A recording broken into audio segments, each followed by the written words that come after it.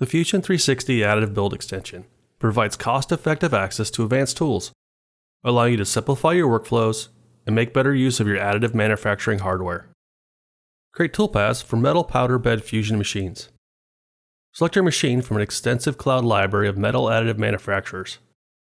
Utilize standard print settings or develop custom settings, which can be saved and recalled for use on future projects. Optimize your process by assigning different build settings to separate parts. Generate fully associative supports and maintain fine control with advanced parameters for each support type. Mix and match if needed by selecting individual faces as the support target. Generate and simulate the additive toolpath to verify how the part will build, including a simulation of the actual laser path.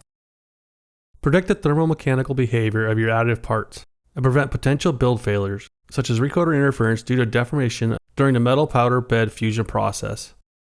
Automatically create geometry to compensate for distortion that may occur during the build.